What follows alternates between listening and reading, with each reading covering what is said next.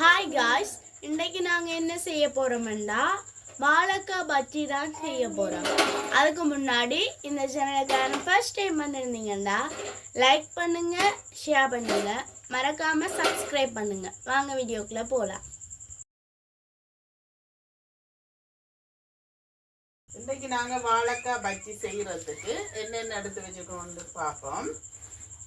இந்த சைஸில் வாழைக்காய் 6 எடுத்துருக்கு.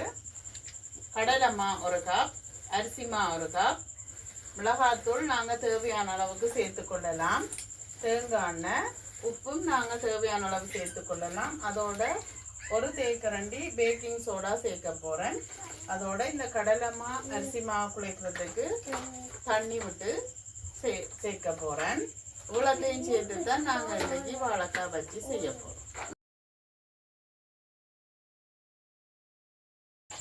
இப்போ முதல்ல நாங்கள் இந்த வாழைக்காயை எடுத்து இந்த பக்கம் வெட்டி எடுத்துட்டு முன்பக்கத்தையும் வெட்டிட்டு இந்த தோலை சீவி எடுக்க போகிறோம். இப்படி தாட்டு சீவ தேவையில்லை, இப்படி மேலால் சீவினாலே ஓகே.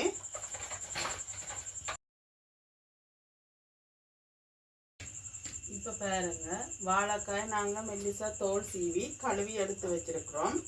இனி நாங்கள் இதை இப்படி மெல்லிசாக பஜ்ஜிக்கு ஏற்ற மாதிரி வெட்டி எடுக்க போகிறோம்.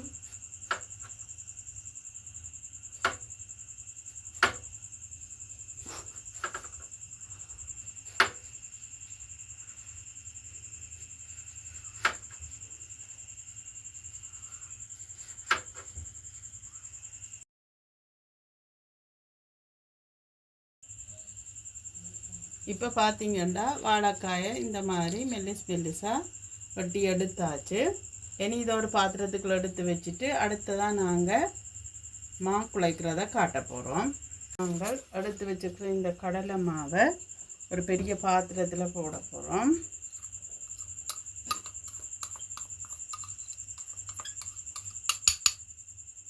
அதோட அரிசி மாவையும் சேர்த்துக்கொள்வோம். ஓகே, ரெண்டையும் நல்ல வடிவாக சேர்த்து விடுவோம்.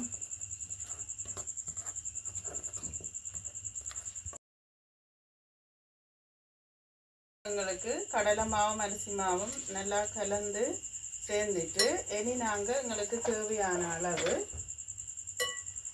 மிளகாய்த்தூள் சேர்த்துக்கொள்ள போகிறோம். அதில் கொஞ்சம் கூட உரைப்பு தேவைன்னா கூட சேர்த்துக்கொள்ளலாம். அதையும் சேர்த்து கலந்துட்டு தேவையான அளவு உப்பு சேர்த்து கொள்ள போகிறோம்.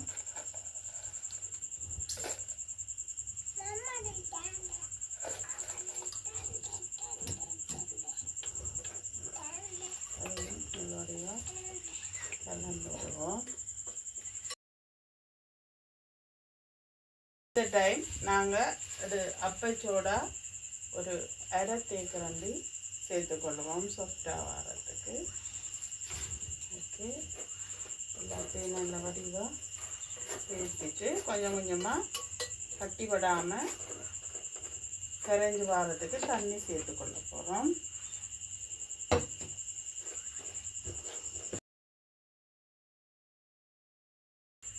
தண்ணியை ஒரே தடவையாக ஊற்ற தேவையில்லை, கொஞ்சம் கொஞ்சமாக சேர்த்து இந்த கலவையை குழைச்சாதான் கட்டி விடாமல் நல்ல வடிவாக குழஞ்சி வரும் எங்களுக்கு.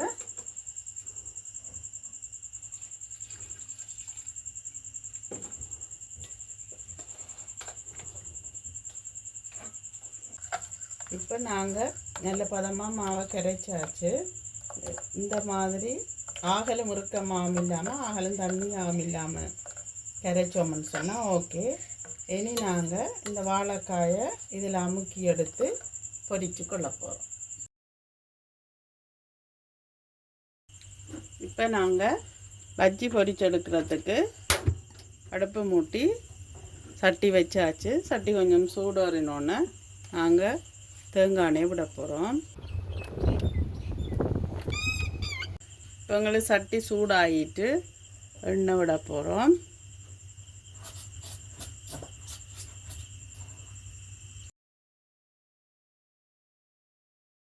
இப்போ எங்களுக்கு எண்ணெய் கொதிச்சிட்டு இந்த டைம் நாங்கள் வாழைக்காயை இதில் துவைச்செடுத்து பொரிக்க போகிறோம்.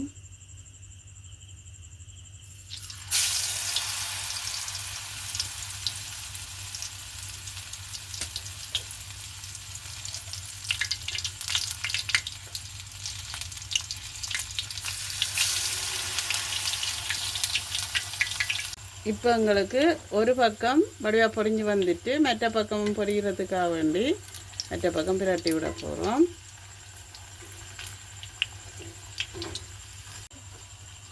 இப்போ பார்த்தீங்கன்னு சொன்னால் எங்களுக்கு ரெண்டு பக்கமே நல்லா பொரிஞ்சு வந்துட்டு நல்லா பொரிஞ்சோன்னா அப்படி எண்ணெயில் மிதந்து வரும். இப்போ நாங்கள் இறக்கி எடுக்க போகிறோம். இப்போ எங்களுக்கு நல்ல மொறுமொறுப்பான சுவையான வாழைக்காய் பஜ்ஜி ரெடி. இதை சிறுவர்கள் முதல் பெரியவர்கள் வரை விரும்பி சாப்பிடுவினம். மாலை நேரங்களில் ஒரு சிற்றுண்டியாகவும் இதை சாப்பிடலாம்.